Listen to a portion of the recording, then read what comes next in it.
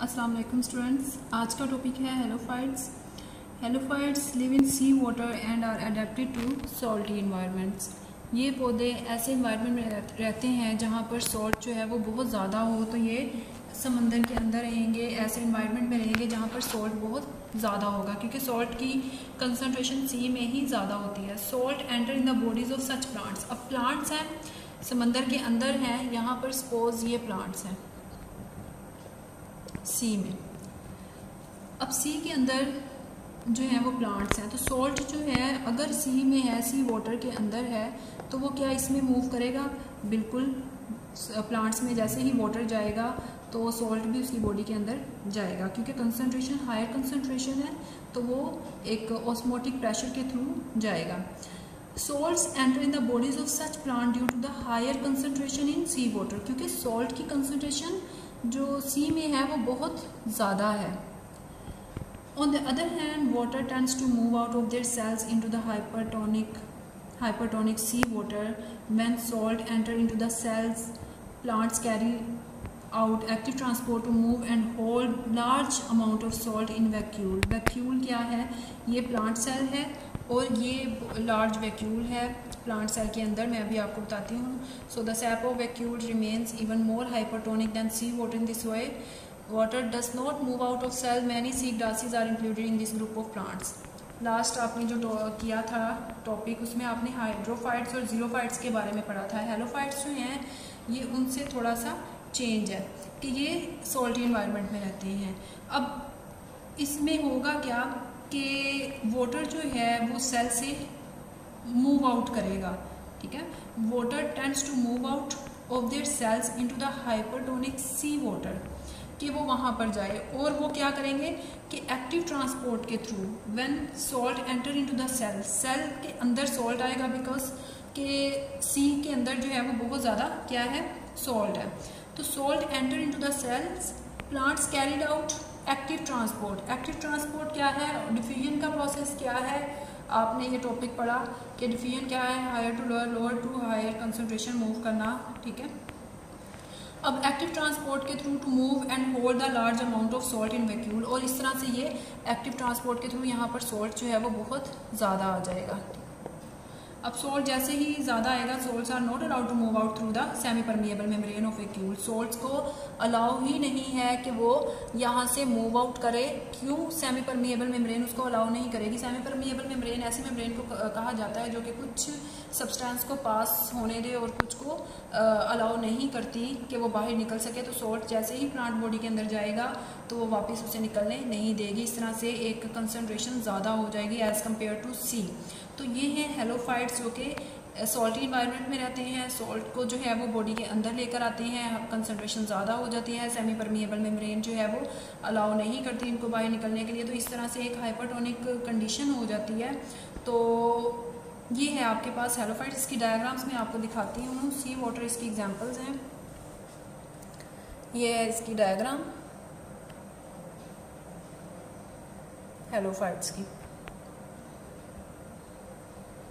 ये सी के अंदर डिफरेंट जो है वो प्लांट्स हैं, और इस तरह से ये प्लांट्स क्योंकि सी वाटर में हैं तो वो उनको इस अडेप्टेशन होती है कि वो ज़्यादा से ज़्यादा सॉल्ट जो है वो अपनी बॉडी के अंदर लेकर जा सकते हैं। नेक्स्ट है आपके पास homeostasis in human. Homeostasis in human में like other complex animals, human have highly developed system for the homeostasis. अब उनमें क्या चीज़ें वर्क करती हैं होमियोस्टेसिस में? सबसे पहला है लंग्स।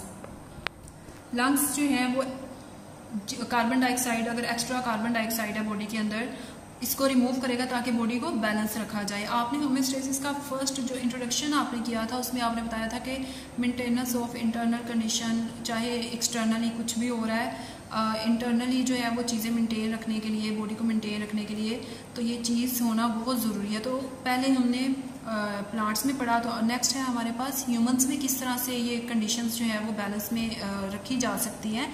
तो सबसे पहला है लंग्स।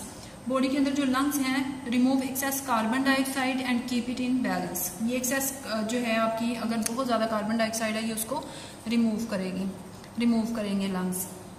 नेक्स्ट आपके पास जो है वो है skin. Skin perform role in the maintenance of body temperature and also remove excess water and salt. अगर बॉडी के अंदर वाटर और सॉल्ट बहुत ज़्यादा हैं तो स्किन जो है वो बड़ा एक इम्पोर्टेंट रोल प्ले करता है बॉडी के टेम्परेचर को मेंटेन करने के लिए। इवन बॉडी से एक्स्ट्रा अगर कोई मटेरियल आपकी बॉडी में है, वेस्ट मटेरियल, तो स्वेटिंग के थ्रू उसको भी ये रिमूव कर देता है। तो skin is also very important in homeostasis in human, उसमें ये बड़ा एक इसका रोल है स्किन का। नेक्स्ट है आपके पास किडनी। किडनी भी एक होम्योस्टेसिस इन ह्यूमंस में बड़ा एक इम्पॉर्टेंट रोल है किडनी का भी।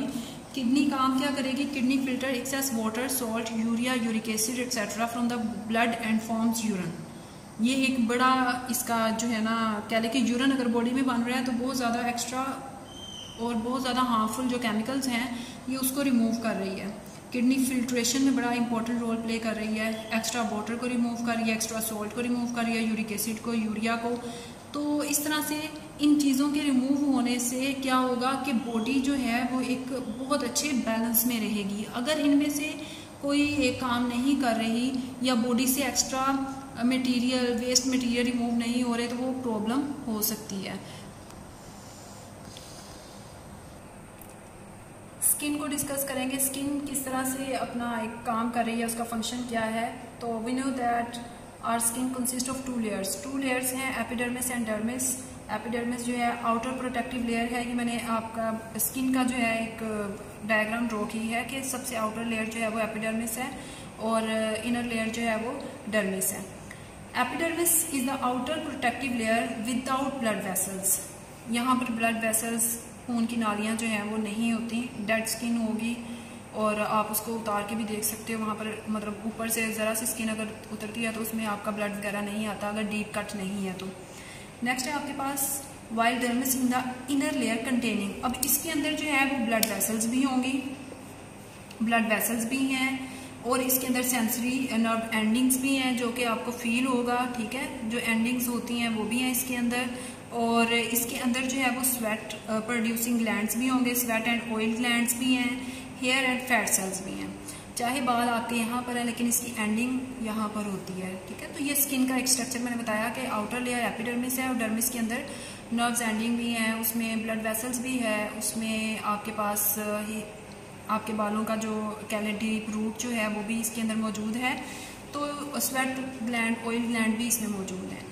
अब स्किन किस तरह से अपना एक रोल प्ले कर रही है बॉडी को मेंटेन करने में, बॉडी का बैलेंस मेंटेन करने में। तो skin perform very important role in the regulation of body temperature. तो thin layer of fat cells in the dermis, thin layer of fat cell इस तरह से। अब ये जो फैट सेल्स हैं ये क्या करेंगे? इंसुलेट करेंगे बॉडी को, ताकि बहुत ज़्यादा जो है अगर सर्दी है या बहुत ज़्यादा टेम्परेचर चेंज हो रहा है तो ये आपको बड़ा एक इंसुलेट करने में बॉडी को आपके टेम्परेचर को बड़ा एक इम्पॉर्टेंट रोल प्ले करेंगे। और उसके साथ इसमें एक बड़ी इंपॉर्टेंट चीज़ है contraction of small muscles attach to hair forms. Hair forms जैसे गूज बम्स खड़े हो जाते हैं, गूज बम्स होते हैं बॉडी में, जिसे रोंगटे कहा जाता है। तो जैसे ही वो आपके बाल जो हैं वो बिल्कुल स्ट्रेट इरेक्ट फॉर्म में आते हैं तो उस दौरान क्या होता है, नीचे मसल्स जो हैं वो कॉन्ट्रैक्ट करते हैं और उसकी वजह से बाल जो हैं वो बिल्कुल एक इरेक्ट फॉर्म में आ जाते हैं। तो गूज बम्स का भी फंक्शन यहाँ पर हो रहा है और उस दौरान आपको एक warm air blanket type feel होता है, जैसे गर्म हवा जो है ना वो बॉडी से निकली है। तो ये भी स्किन का एक फंक्शन है। तो contraction of small muscles attached to hair forms goosebumps, it create an insulating blanket of warm air. Similarly, skin help in providing cooling effect. Cooling effect किस तरह से होगा? जब स्वेट प्रोड्यूस होगा, पसीना प्रोड्यूस होगा, दौरान जो है अगर गर्मियों में आपका कह लें कि बॉडी के ऊपर बहुत ज़्यादा स्वेटिंग हो रही है तो उस दौरान आपकी बॉडी से हीट जो है स्केप आउट होती है एवेपोरेशन के थ्रू। जैसे ही हीट आपकी, क्योंकि पसीना जैसे ही आएगा बॉडी का टेम्परेचर नॉर्मल हो जाता है, आपको थोड़ी ठंडक फील होती है। तो मेटाबॉलिक वेस्ट जो है उसमें एक्सेस वाटर है, सॉल्ट है, यूरिया, यूरिक एसिड और also remove through sweating. Sweating के थ्रू ये तमाम चीज़ें जो हैं वो रिमूव हो जाती हैं। जैसे ही पसीना बॉडी, जैसे ही स्वेटिंग होती है तो वो पसीने के थ्रू बहुत से हार्मफुल केमिकल्स हैं जो कि बॉडी से बाहर निकलते हैं। तो ये है आपके पास स्किन और बड़ा इंपॉर्टेंट इसका एक रोल है जो कि प्ले करती ये करेगी ताकि होम्योस्टेसिस इन ह्यूमन जो है वो बड़ा एक अच्छे तरीके से हो सके। नेक्स्ट है आपके पास लंग्स। लंग्स का मैंने अभी आपको थोड़ा बताया कि किस तरह से ये कंसंट्रेशन ऑफ कार्बन डाइऑक्साइड को मेंटेन करेगी, एक्स्ट्रा को रिमूव करेगी, और डिफ्यूजन का प्रोसेस होगा टिश्यू फ्लूइड में से, और blood carries carbon dioxide to lungs from where it is remove out in air. तो लंग्स के बारे में इंशाल्लाह, और urinary system, structure of kidney, nephron, functioning of kidney, ये सारा डिस्कस करेंगे इंशाल्लाह नेक्स्ट लेक्चर में। और इसको अच्छी तरह से लर्न करें और साथ कोशिश करें डायग्राम्स की प्रैक्टिस भी इसके साथ साथ हो, क्योंकि इस चैप्टर में जितने भी अब नेक्स्ट टॉपिक आएंगे उसमें डायग्राम्स भी बहुत ज़्यादा ज़रूरी हैं। Thank you so much for watching.